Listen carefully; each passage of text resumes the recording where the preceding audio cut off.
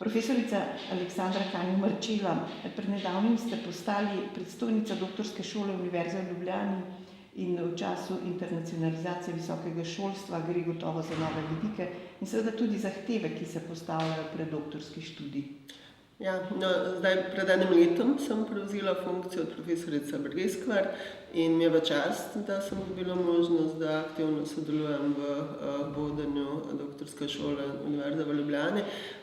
V prvem mandatu je profesor Breskvarjeva zastavila in postavila šolo na noge. Zdaj pa jaz imam bistveno lažjo dolžnost, da nadaljujem njeno dobro delo. To, v kar se zdaj usmerja doktorska šola, je predvsem internacionalizacija, torej delujemo v mednarodnem okolju.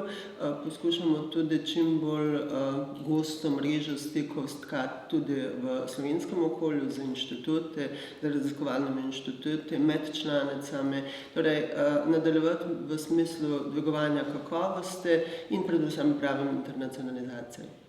To, glede na to, da seveda šola kot taka ni sama sebi namen, pa me zanima, so te zahteve prepoznane kot nacionalni projekt ali gre pa res zgolj samo za skrb univerze kot take? Na univerzi je to zagotovo ena od prioritet.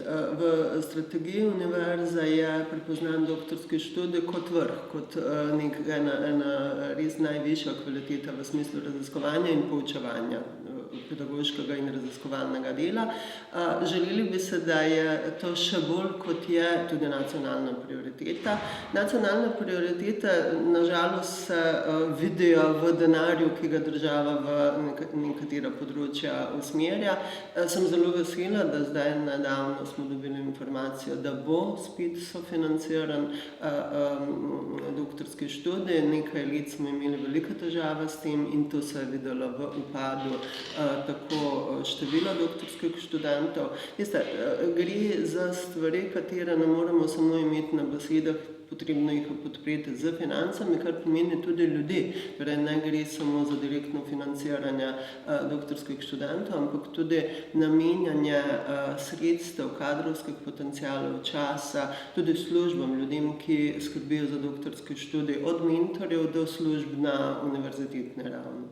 No, če govoriva o nacionalnem projektu, doktorskem študiju kot nacionalnem projektu, seveda gre tu za vprašanje potrebe po kadrih in to na vseh nivojih. Morda še posebej tistih doktorandov, ki jih zelo iščejo bolj propulzivni del gospodarstva. Tako je. Ja, doktorski študij je nekaj, kar se zelo spremenja v zadnjih desetletjih pri nas in v svetu. Večina doktorantov danes se ne zaposluje več na univerzah. Mi smo bili vajeni še v moji generaciji, da ljudje, ki doktorirajo, v glavnem ostanejo na univerzi. Gre za nekako pretok novih znanj znotraj univerze. Danes ni več temu tako. Danes družba potrebuje vse višje izobražene ljudi, tako v gospodarstvu, kot vi pravite, in tukaj se zelo trudimo, da skozi naše sodelovanje z gospodarstvom na vseh ravneh in tudi na doktorskem študiju ponudimo mi in v sodelovanju z gospodarstvom ustvarjamo takšne znanja, ki so gospodarstvu potrebne, ampak ne samo v gospodarstvu, tudi v drugih delih družbe. Doktoranti danes so potrebni družbi in zaradi tega je namen, tega se zavedamo in želimo skupaj z to družbo ustvarjati pravim takšne znanja, da na te potrebe na najboljši način odgovorimo. Kako pa študentje in pa seveda profesorji na posameznih fakultetah sprejemajo to dejstvo, skrb za internacionalizacijo, seveda posebej v okviru te doktorske šole? Dobro, odlično.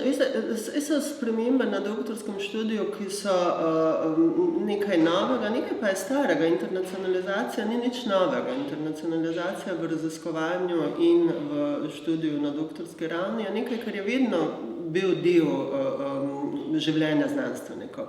Znanstveniki posebej v majhnih okoljih, kot je Slovenija, so enostavno usmerjeni naravno na kolega, kolegica v drugih državah, ker je to publika, s katero se najlažje in najboljše razumejo. Torej, internacionalizacija sama ni nekaj novega. Mogoče to, kar sem na začetku omenila, internacionalizacija v smislu iskanja ta pravih partnerjev, ki presega individualno raven določenega, tudi če hočete posameznika in posameznica ali določena članica, na raven celotne univerze. Iskanje teh, s katerimi na več ravneh, na več področjih, na več projektov bolj sistematično sodelujemo. No, na nedavnem srečanju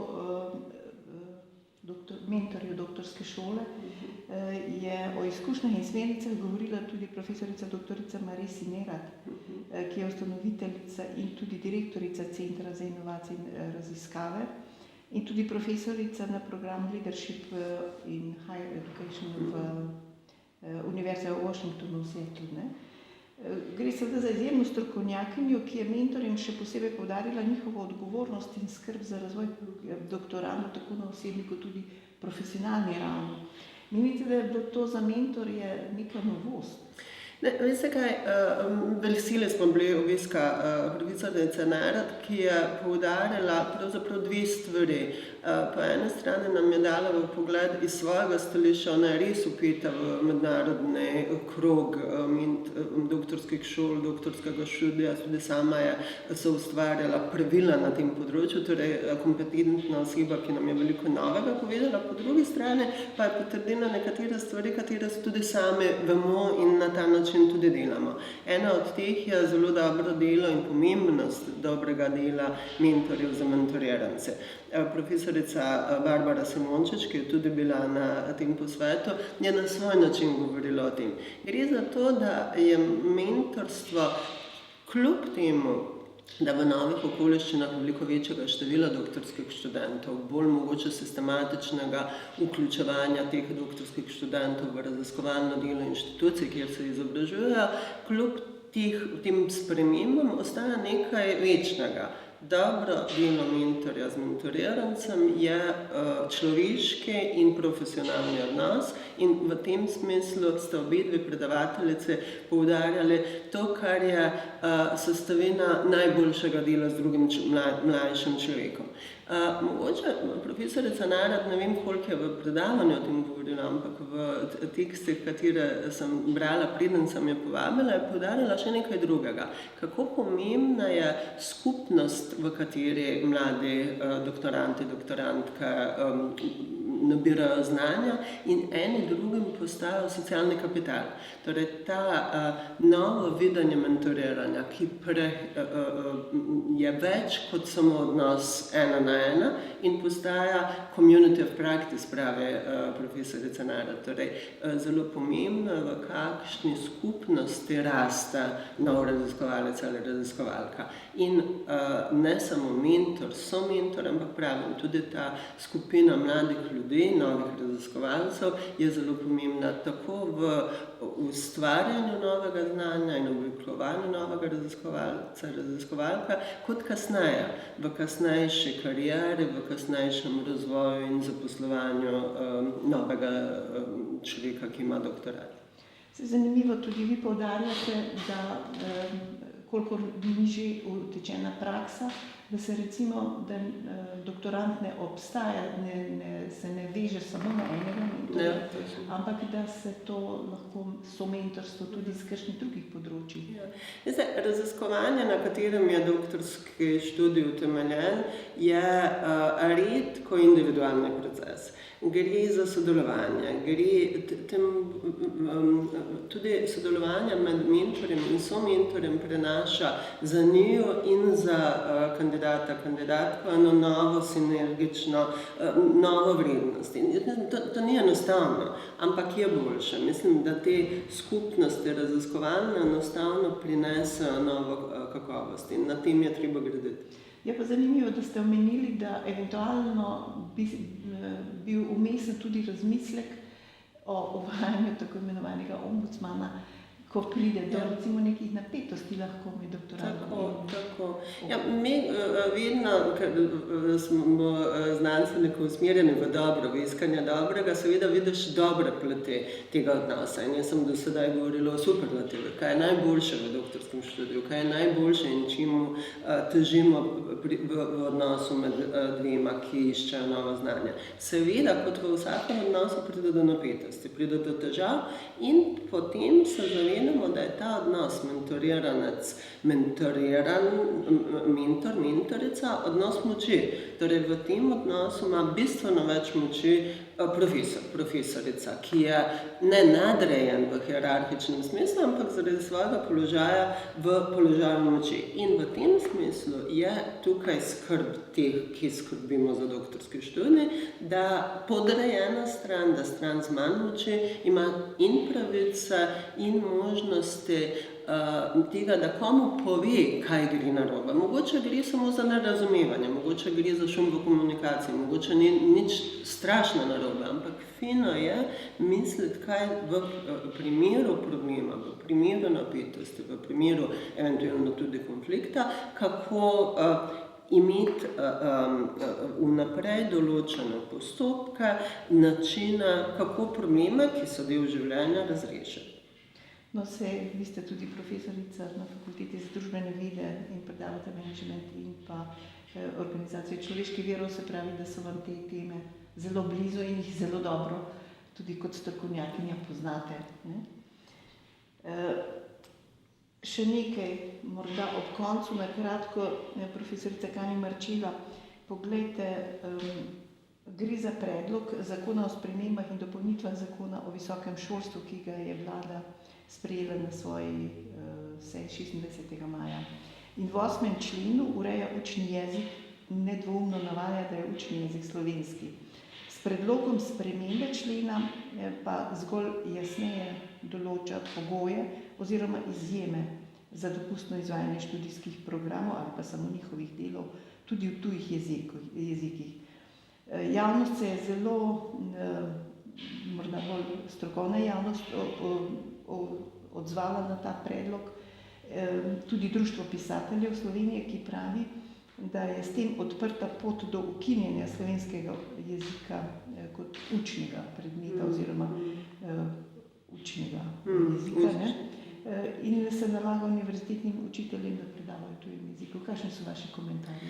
Jaz mislim, da je to zelo občutljivo in zelo pomembno vprašanje in da tukaj moramo ravnati z veliko modrosti. Jezik je za kulturo naroda in identiteto enega naroda ključnega pomena in tukaj ni nobenega dvoma. Ob tem pa je dolžnost univerze, nacionalne, javne univerze, da absolutno prva skrbi za to, da se jezik uporablja in seveda razvija.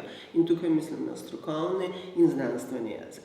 Po drugi strani bodimo odprti, zagotovimo to, ampak s tem ni treba ogrožati naše odprtosti za novo, za komunikacijo, za znanje, za prihod najboljših iz tujine.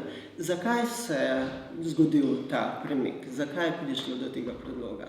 Ker si želimo najboljših znanstvenikov, tako predavateljev kot tudi študentov, ki bodo oplajali naše okolje. Torej, ki bodo prišli s svojim znanjem in ga nam predstavljali. Težko je pričakovati, da se bodo vsi ti ljudje naučili takoj slovenščine. Torej, jaz bi bila odprta, s tem pa niti slučajno ne bi pozabila, ker pravim, to je temeljna naloga nacionalne univerze, na slovenski jezik. Torej, če se bodo večkrat doktorati pisali v angleščini, če bo večkrat jezik v predavalnici angleščina. Ob tem je potrebno imeti mehanizme od Inštituta za slovenski jezik do zelo praktičnih stvari, da vsak doktorat mora vsebovati zelo pomemben, tako kot tudi sedaj, pomemben del abstrakta, povzetka v slovenščini, s čim razvijate jezik. Torej, bodimo praktični, bodimo modri, bodimo odprti, a obenem ne pozabimo, kako zelo pomemben je slovenski jezik za slovenski narod in kulturo.